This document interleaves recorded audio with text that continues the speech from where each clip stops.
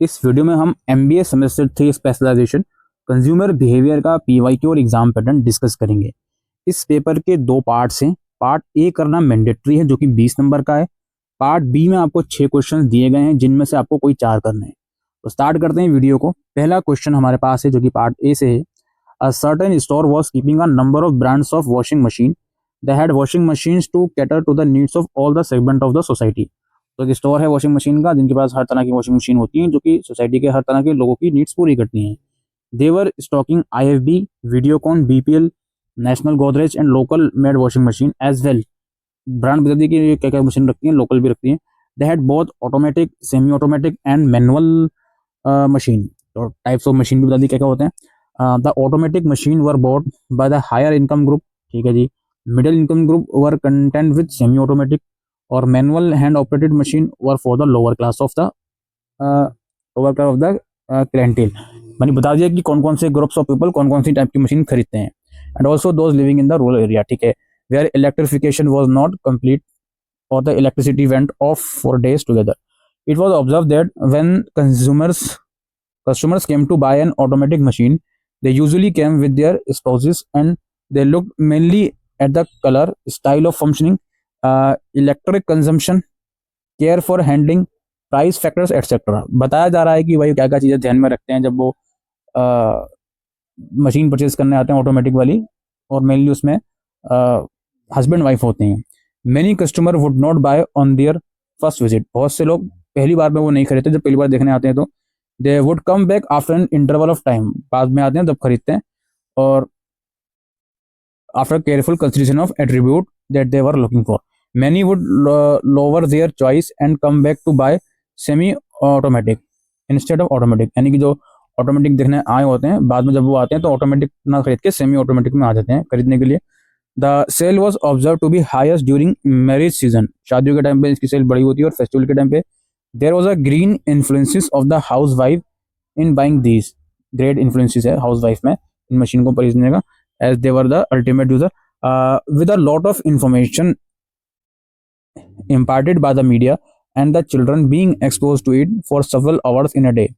They seemed to have a good knowledge of the attribute and had a great say in the purchase, and their opinions were also given weightage by the parents. ठीक है भाई, तो बच्चे भी अलग अलग source से information लेते हैं मीडिया वगैरह से, तो बच्चों की भी बात सुन ली जाती है। Since a chain store is more interested in the sales to materialize rather than pushing any particular brand, the salesmen are directed to satisfy the customer or the family. This should be their first consideration. Salesman को बता दिया गया कि आप कोई particular brand को बेचने में फोकस मत करो, बस आपको ये करना है कि आपको सेल्स बढ़ानी है अपनी, चाहे कोई सा भी प्रोडक्ट बेचना हो। तो कस्टमर को सेटिस्फाई करने का उनका काम है सेल्समैन का। अच्छा जी, उसके बाद कुछ क्वेश्चन फिर आपसे पूछे जाएंगे।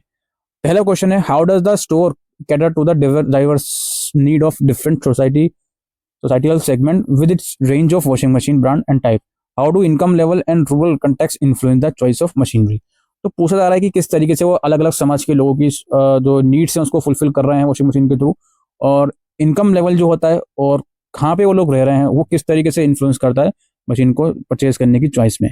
फिर है, what should be the role of the marketer in the above case regarding advertisement, promotion and persuasion and closing the sales. Marketer का क्या रोल है इन सब चीजों में वो बताना है। फिर है, what factors do consumer particularly those considering automatic machine prioritize during their visits. कौन कौन से चीजें वो दिमाग में रखते हैं जो लोग ऑटोमेटिक मशीन खरीदने आ रहे हैं। और how does this decision making process evolve over multiple visit. और ये जो डिसीजन मेकिंग प्रोसेस होता है अलग अलग विजिट में किस तरीके से इवॉल्व होता है। फिर है, discuss the impact of seasonal trend specifically during marriage season and festival on washing machine sales. How do house wife influence purchase decision during this period. तो बताना है कि वेडिंग सीजन में या फेस्टिवल सीजन में ये क्यों, इसका इम्पैक्ट जो होता है वॉशिंग मशीन की सेल पर वो किस तरीके का होता है। और ये बताना है कि हाउस वाइफ कैसे इन्फ्लुएंस करती हैं मशीन को परचेज करने के डिसीजन में। ये क्वेश्चन नंबर 1 जो कि केस स्टडी के बेसिस पर था। अब आपका पार्ट भी स्टार्ट होता है। इसका पहला क्वेश्चन है यानी कि क्वेश्चन नंबर 2 है, how does consumer culture influence individuals behaviour, self identity and social interaction through the lens of consumption practices and values. ये बेसिकली पूछ रहे हैं कि जो कल्चर वगैरह होता है पर्टिकुलर इंडिविजुअल का, वो उसके बिहेवियर में उसको किस तरीके से इम्पैक्ट करता है, सोशल इंटरेक्शन में किस तरीके से इम्पैक्ट करता है। Discuss the significance of consumer culture in shaping social norm social norm societal norm and perspective on consuming behaviour.